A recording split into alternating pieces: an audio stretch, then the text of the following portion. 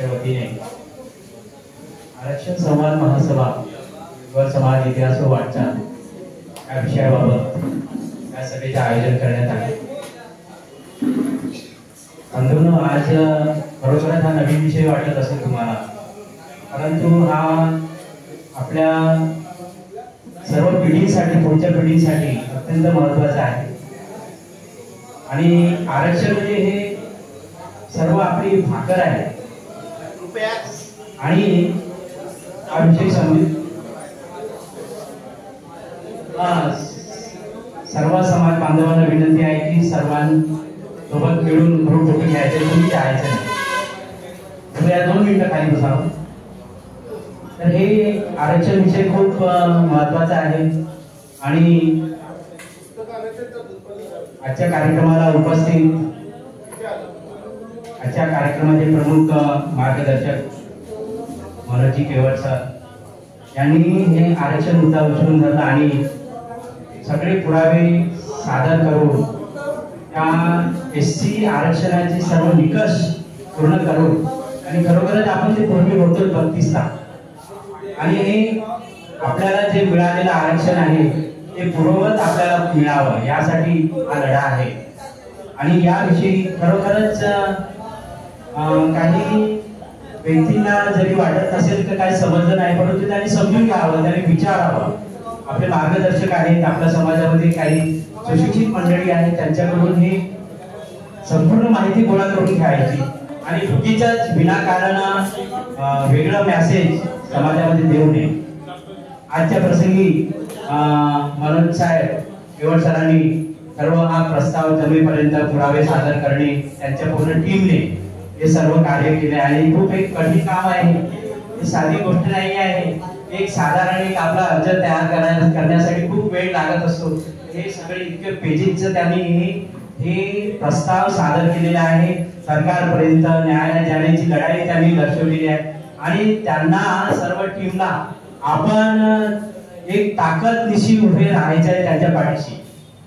कसं आहे की राजा स्वतः कितीही धैर्यवान, किती सगळे गुणी असो, त्यांना खूप ताकद असो, परंतु तो युद्धामध्ये तो एकटा उतरत नाही, त्याला कोणाची साथ घ्यावी लागते, सैन्याची साथ घ्यावी लागते। जेव्हा जर सैन्य उतरले नाही तर तो युद्धामध्ये उतरत नसते आणि ते त्यांना साथ द्यायचं आपलं कर्तव्य आहे।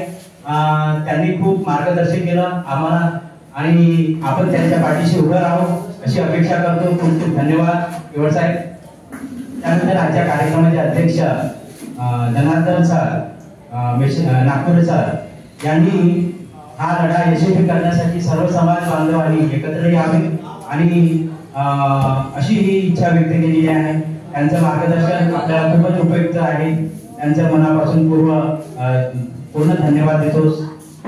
त्यानंतर आपल्या कार्यक्रमाला उपस्थित सर्व मार्गदर्शक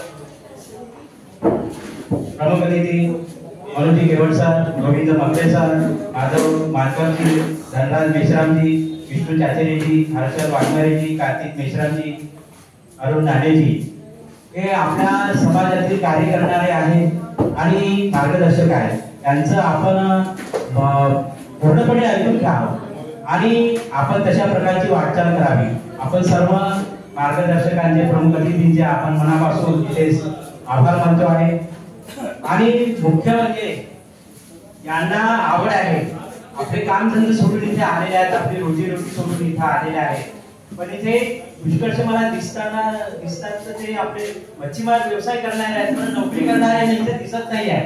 ही खंत आहे, ही दुःखाची गोष्ट आहे। इथे एक खूप मोजके आहेत तिथे नोकरी करणारे, बाकी सर्व व्यवसाय करणारे आहेत, ते रोजीरोटी सोडून आपले ते ऐकायला आले आहेत आणि असंच त्यांनी यावं आणि या कार्यक्रमाची शोभा वाढवली। आपल्या सर्वांचे खूप खूप आभार मानतो आहे।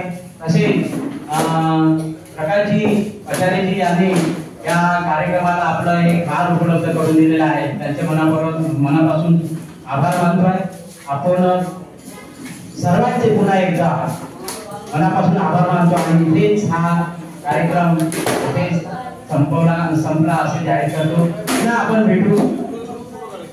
सर्वांनी ग्रुप फोटो घ्यायचे आहे, सर्वांनी उपस्थित राहायचे आहे. धन्यवाद. उपस्थित सर्व लोकांनी इकडे यायचं आहे. सर्व लोकांनी इकडे या. आपण एक फोटो काढणार आहोत. इकडे या.